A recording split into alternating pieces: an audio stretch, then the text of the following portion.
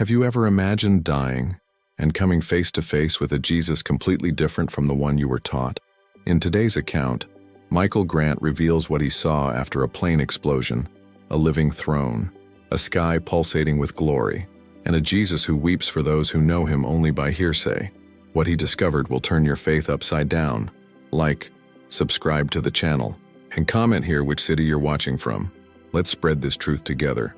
Jesus is not what you think. My name is Michael Grant. I'm 29 years old and live in Denver, Colorado. I've always been a skeptic, but not in an aggressive way. I just never connected with any religion. I grew up seeing churches as businesses, pastors as distant figures, and Jesus, well, Jesus to me was just another character in the Bible, a symbol, perhaps, nothing more. That all changed the day that the plane I was on exploded in midair. It was a cold November morning. I boarded a small regional flight with just over 30 people on board. I was going to visit my sister who was sick. I was tired, disconnected from the world, listening to music when I heard the crash, an explosion, then screams, alarms, people crying, and then nothing. Absolute silence. It was in this silence that it all began. At first, I thought I was dreaming. I was floating in the air above the plane, but the plane was disintegrating. I saw the pieces falling, the fire, the pieces spinning in slow motion, and I saw my own body trapped in the chair, motionless. I thought, this is impossible, but it wasn't. Why, I was no longer there. An invisible force pulled me upward, with a gentleness so intense it hurt. It was as if the air itself were alive, enveloping me, drawing me away from that absurd scene. I climbed, and the higher I climbed and the more the world below seemed like a distant echo. And then, the light appeared.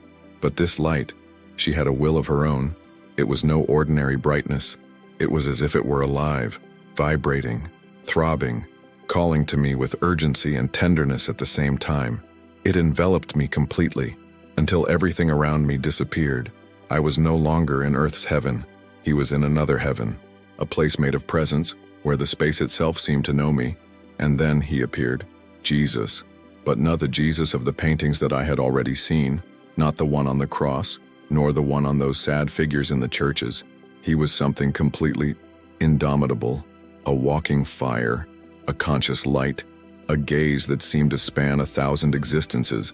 And before I could say or think anything, he smiled.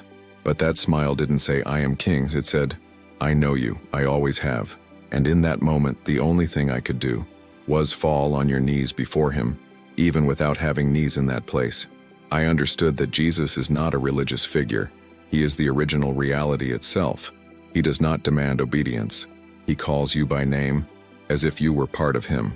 I thought I had exploded in midair, but at that moment, I realized I was exploding inside, discovering that everything I thought about Jesus was wrong. There I was, kneeling before him. But how could I kneel if I no longer had a body? It's hard to explain.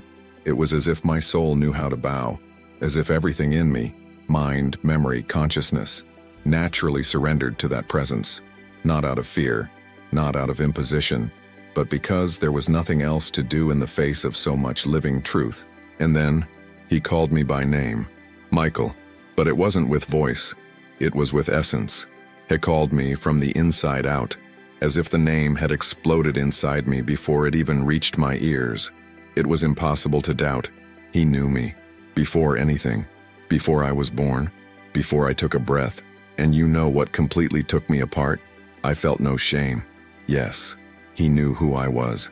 Every sarcastic joke I made about religion, every night I ignored my soul, every time I walked past someone suffering and looked the other way. He knew it all, but he looked at me as if all of this was irrelevant compared to what he saw in me. And what did he see? He saw something of himself. It was as if there were a fragment of eternity within me, something of him. And that meeting was the union of what had always been separated, like a piece that had come home. And then, he stepped forward.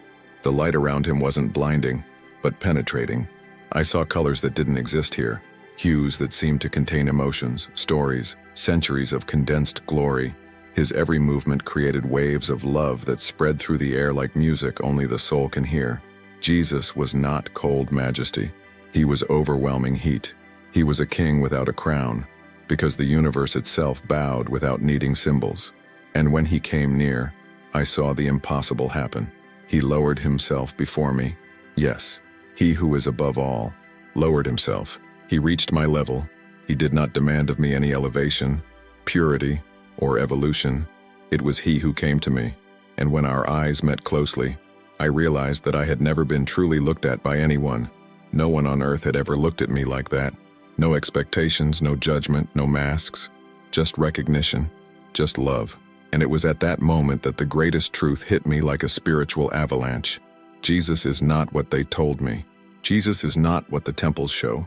Jesus is much, much more. And there, before him, I understood. Everything I thought about faith, religion, God, was dust, because now I saw the source, and the source called me by name. As he lowered himself before me, something impossible happened behind him. The throne moved. Yes, the throne where he sat was alive. He wasn't made of wood, or gold, or precious stones as we imagine. He was made of glory, a dense, pulsating glory that seemed to breathe with him. Every beat, every vibration, every ray of light, it was living worship, as if billions of souls had poured out their yes there throughout history. And then, while my senses were still trying to comprehend it all, he stood up. Yes, Jesus rose from the throne. For me, at the same time, the surrounding environment reacted like a sensitive organism. Lights danced, colors exploded in cascades, tones of invisible voices rose like living chords in the air. It was as if heaven itself were celebrating this gesture, as if every particle of eternity recognized that something sacred was happening. The king was rising to receive a son who did not even know he was a son. And when he stood up, I lost all sense of time. He was immense, yet intimate. His body wasn't physical, it was spiritual, yet solid, as if made of fire and compassion at the same time. Every part of him shone with a truth I could not bear if I were not protected by his very presence. And it was then that a robe of light appeared over me. Without me realizing, my spiritual form was clothed in the same light that came from him. And in that moment I understood something terrifying and liberating at the same time. I was not just before him, I was in him, and he was in me. But be careful, don't mistake this for equality. I wasn't God. He always was. But there was a fusion, a unity so intimate that it made me feel, for the first time in my existence, full. It was as if I had always been a separate, loose piece, and now, in that instant, I fit into the place I was created to be. I was an extension of him, not a clone, a reflection, not a copy, a vessel, not the source. And then, with a light gesture, Jesus extended his hand to me, a hand of light, a hand of home, a hand that said, "You belong here." And I understood, not with my mind but with my spirit, that the throne of Jesus was not just a place of power, it was an altar of reunions, a divine womb that generated back all that was lost on earth. At that moment, I cried. Yes, even without a body I cried, because I realized that I had lived my entire life believing in a distant, pale Jesus, enthroned in a bureaucratic heaven. But the real Jesus, he rises, he lowers himself, he calls you by name, and clothes you with his own light. He is the opposite of religion. He is home. While I was still enveloped in that living light, covered by a robe that shone like his very presence, something began to shift around me.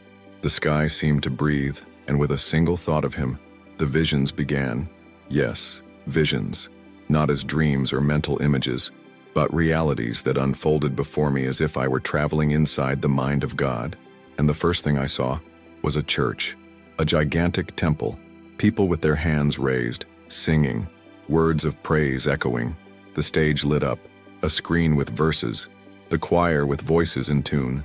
But there was something wrong. Jesus was not there. I looked around, confused. What do you mean? They're talking about him, singing to him, but his presence, the one that enveloped me there in heaven, was not present in that temple.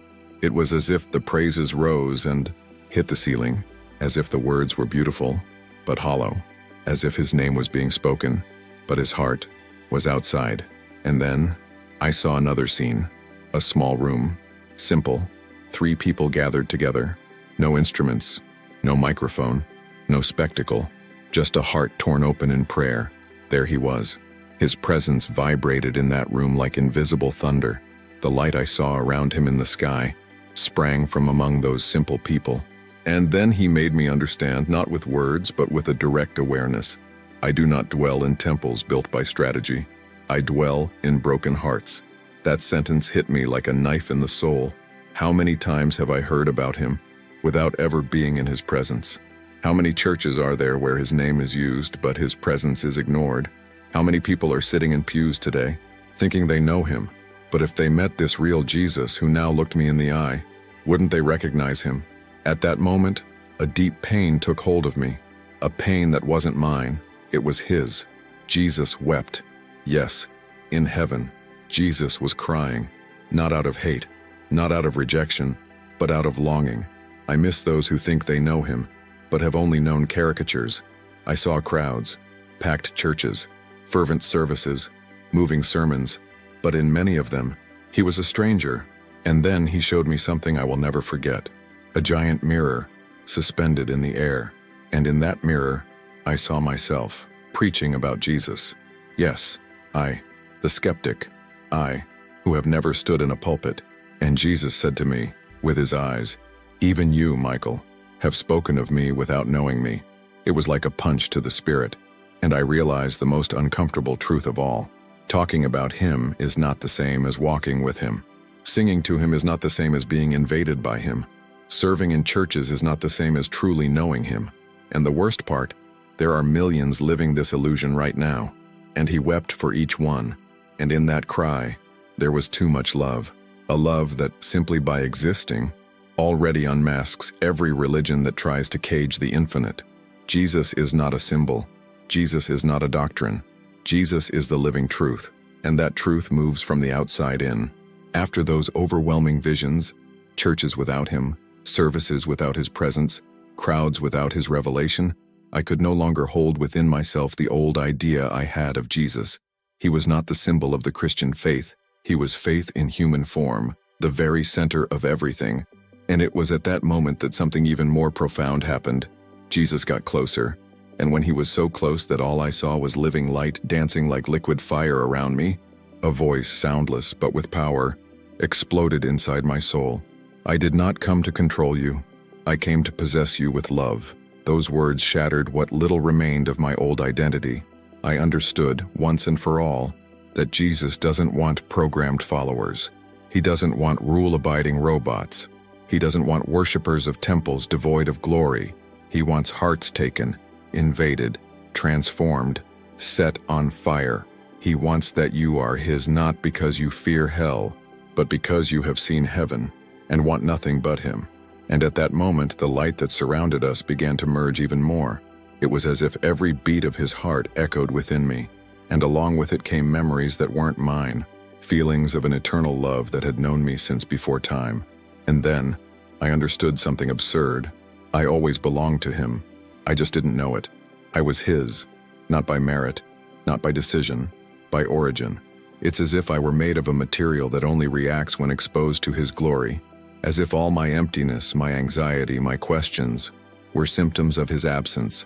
And then, his presence went through me. Yes, he passed me by, or I passed him by. I don't know. But for one eternal second, we were one. I felt what he felt. Love for every soul, pain for the distortions, hunger for reunion, thirst for real intimacy. It was like being in an ocean, not of water, but of living truth. And in that sea of consciousness, he showed me one more thing. Religion is man trying to reach God. Jesus is God stooping down to reach man. And then he said, again, without sound, religion has created barriers between us. I came to tear them out, and these barriers were within me too. I didn't attend church, but I had built walls. Walls of sarcasm, of pride, of intellectualism, of trauma. Walls that prevented me from feeling the simplest and most scandalous truth in the universe. Jesus loves. It's that simple. No footnotes, no clauses. He loves with a violence so beautiful, so overwhelming, that it destroys you to remake you whole. And in that instant, I was destroyed. Destroyed in everything that was not me. Destroyed in everything that was a lie about him. And what was left was just love. And I understood. He doesn't want my blind obedience.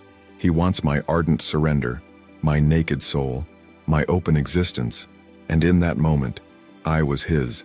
For the first time, after that spiritual fusion where I was taken by a consciousness I never imagined existed, I thought I had seen it all. But Jesus, the real, the living, the indescribable, it wasn't over yet. The environment around us began to change, not by movement, but by expansion. It was as if the sky itself had opened up in layers, revealing levels of glory that the human mind could never translate. And then, he did something simple. He pronounced his own name, Jesus. At the same time, the whole sky responded, but not like an echo, not like an applauding audience. The sky shook. Yes, everything shook. Light exploded in waves. Unseen colors lit up like visual symphonies. Impossible sounds, instruments that don't exist on Earth, began to play chords that were felt more than heard. And I understood. The name Jesus is not just a word, it's a frequency. It is the original sound of creation. It is the first heartbeat of the universe.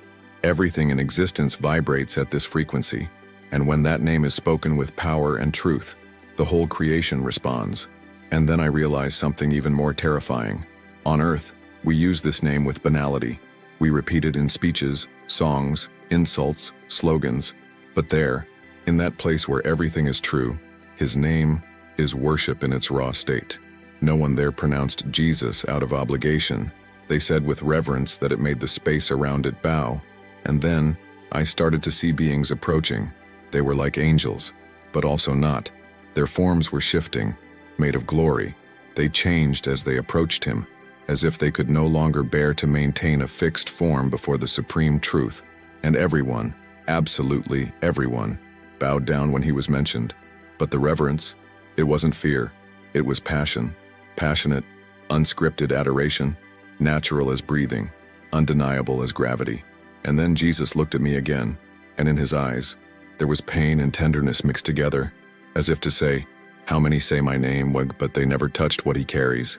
And in that instant, I remembered myself, from when I used his name in empty phrases, from when I heard prayers and felt contempt, from when I thought faith was ignorance, and his name just a cultural detail. And that cut me, because now I knew that name, Jesus, carries the very essence of eternity. It's a name that can't be explained, just lived. And then, he did something even more impossible. He touched my chest with the palm of his hand, and when he touched, his name entered me. Yes, I felt the name Jesus vibrating within my being, as if every cell of my consciousness was now an echo of him.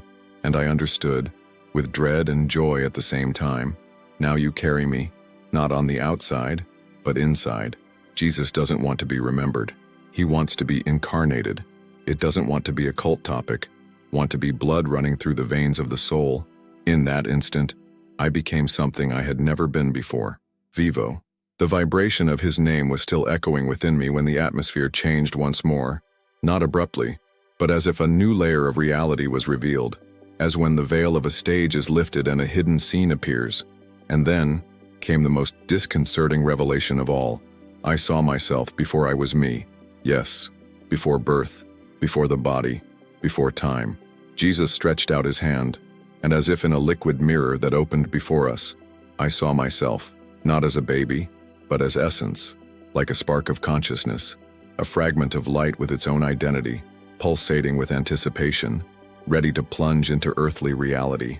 And there, in the reflection of that eternity, I knew, I was dreamed, I was desired, I was created with a purpose that only he knows completely. And the most unbelievable, he was there when it happened, not watching from afar, participating. Jesus, not only did you know me before the foundation of the world, he was actively involved in the moment I was woven into divine consciousness. And then, I understood, the idea that we are random, the result of chance, the work of genetic chance, is a grotesque lie. I was made with intention, and more, he himself put a piece of himself in me, not as a religion preaches, saying, you are the image of God, as a cliché, but as a literal, explosive, visceral truth. Inside me was a signature, a frequency, a code, and that code was Jesus. And then came the moment that completely broke me. In the reflection, I saw all versions of myself: the child who dreamed, the angry teenager, the injured adult, the skeptical man, all phases and seen with love, without rejection, without censure. And what cut me the most was realizing that he was with me in all of them. Yes, even in those where I rejected him, even when I mocked him, even when I said that God didn't exist. He never left me. He never turned his face away, never gave up. I was waiting. I was waiting for the moment when I would remember him, because this is the most scandalous truth in the spiritual universe. You don't find Jesus, you remember him. And when that memory awakens, everything changes. Oh my God, time changes. You change. You realize that all the hole that ever existed in you was not emotional, not psychological, not existential. It was spiritual. It was his absence. And there, in that sky that seemed to sing his name in every particle, I saw who I always was. A being created to carry glory, a vessel made to contain presence, a son who forgot his father, but was never forgotten. And Jesus looked at me, not with condemnation, but with longing. And then he said, in that voice that pierces everything, "Now you remember." And that is the beginning. After Jesus showed me who I was before I was born, and reminded me of him as source and origin, something even more profound began to happen. The sky opened into a new dimension, but not like a new place. It was as if the very heart of Jesus was being revealed layer by layer, and I was diving deeper and deeper into his interior. And then I saw, we thousands, no millions of souls, human souls, some alive on earth, others lost. Some were surrounded by soft light, as if they already truly knew him, even if only partially. Others were shrouded in shadow, not because he rejected them, but because they rejected him. And the rejection wasn't active, it was subtle. It was that rejection disguised as routine, as mechanical religion, as faith without presence. And the most painful, he cried, yes, Jesus, the center of glory, the heart of heaven, cried. He wept for the souls who never knew him as he is. He wept for those who attend churches without ever having touched his essence. He cried for those who love him only from afar, out of fear. He wept for those who use him as a tool and not as a home. And as he wept, the sky fell silent. Everything around, the sounds, the colors, the vibrations, seemed to fall silent in reverence. It was as if all eternity knew that those tears were the most sacred sound in the universe. And then he made me see a timeline, not of the world, of my life. And there were all the people who had passed by me and who they never knew who he really was. People I could have loved more. People who mocked faith and I just ignored. People thirsty, broken, lost, and I passed right by. I cried. I cried because I realized how much I was blind, even though I could see. Cold, even hearing about him. Empty, even full of reasons. And then he said, with tenderness and pain at the same time, they don't need any more words, they need me. And I understood. People are not dying for lack of religion, they are dying for lack of encounter. And at that moment, I saw a cutting vision. A huge, crowded church. People singing, pastors preaching, children running, and in the background, Jesus outside, knocking, waiting, crying. Yes, he doesn't break down doors. He respects even the absurd. And then I saw, many love him, but few let him in, because letting him in is dangerous. He doesn't reform. He tears down and rebuilds. It doesn't improve your life. It destroys your false identity and makes you whole again. And people are afraid of that. Fear of the pain of truth. But in that sky, where I saw multitudes walking towards self-forgetfulness, Jesus continued to cry, not because I was being rejected, but because he knew what they were missing, himself. And at that moment, I felt a cry within me that did not come from me. Let me in, not in your beliefs, in your heart. And there, everything in me said, yes. His tears still flowed like rivers of glory. Yes, liquid glory. Each drop seemed to contain stories, pain, promises. It was as if heaven itself wept along with him. And it was then that Jesus looked right into me, not for what I showed, but for everything I hid. And he said, not with words, but with pure consciousness that imprints itself like fire on the soul, Michael, you don't have to die to know me.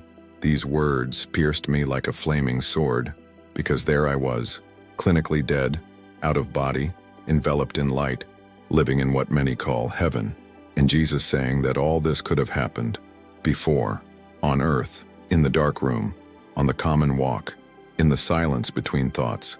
He could have found me there, if I had opened it. And then, I saw flashes, scenes from my life, moments when he was there, and I didn't realize it, in a sunset that made me cry for no reason, in the music that touched my soul in an inexplicable way, the night I thought about giving up, and something made me resist, in the child who smiled at me out of nowhere, and I felt peace. It was him. It was always him.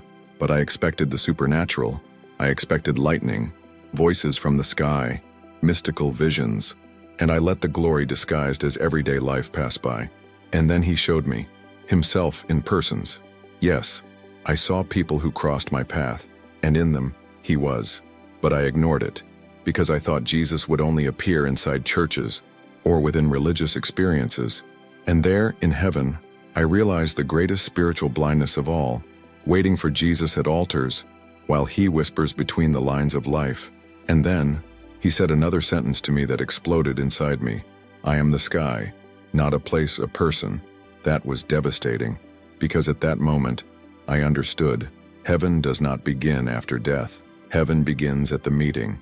The sky begins when you allow him to dwell within you. And this dwelling, it's dangerous, because he does not share space with lies. He comes in to transform everything. He burns all that is false. He tenderly tears off masks and shows you who you always were before fear. And then, he smiled. The same smile as when he first saw me in that place. But now, there was urgency in the smile, as if to say, take this with you. They need to know. And at that moment, I understood my mission. It wasn't just about going back. It was time to go back with open eyes, with a burning soul, with his name vibrating in every cell. Because now I knew, you don't have to die to know Jesus. You just have to open the door, for real. The last thing Jesus did before I left came to look at me. But it wasn't just any look. It was a look that marked my soul with eternal fire. A look that said everything without saying anything. Love, urgency, truth, and promise, all at once. And then, he reached out his hand once more. When your hand touched my spirit, I felt the whole sky pass through me. It was as if all eternity had been poured into me in an instant. A divine download, a spiritual impression, a seal. And then, without warning, I started to go down. The light receded. The music stopped. The colors faded like gentle waves returning to the ocean. I felt my being pulled back into my body with a force that seemed unnatural. And when I opened my eyes, I was in the hospital. White lights, people screaming, equipment beeping, but everything seemed pale. Not out of disdain, but because now I knew what was real. The real one was him. The real one was Jesus. The rest are shadows trying to remember the light. The words took a while to come out. How can I explain what I saw? How can we translate into human language something that doesn't fit into any dictionary? The first few days I just cried, not from pain, but of longing. Longing for the home I never knew existed. I missed the look I never saw on earth. I missed the presence that I now know lives within me. Yes, he came with me, not as a souvenir, like a real presence. And since then, nothing else makes sense if it is not in him. Shallow conversations bore me. Cold religions push me away. Rigid dogmas cause me pain. Because I saw it. I was there. I touched the heart of heaven. And he said to me, show who I am. And the rest, I do. That's what I'm doing now. Telling you this not as a convert, not like someone trying to prove something, but as someone who died and found the real Jesus. Not that of institutions, not the one with the rules, but the living Jesus, who shines, who cries, who laughs, who loves with a love that disintegrates you only to rebuild you whole. And the most terrifying thing he made me understand before I came back was this: there are churches full of him, and churches full without him. People who scream his name, but never touched his presence. People who live thinking they know Jesus, but never saw him. And this is my mission now. Shout to the world that he is alive, and that he is not as they think. He is more dangerous, sweeter, more glorious, more intimate, more real. And my question for you now is simple. Do you know Jesus, or have you only heard about him? Because if one day you see him like I saw him, nothing else will be enough. If you enjoyed this beautiful spiritual testimony, please leave a like, comment, share your impressions, subscribe to the channel, and don't forget to turn on the notification bell to watch each new video and help us spread this message to a greater number of people. Until next time.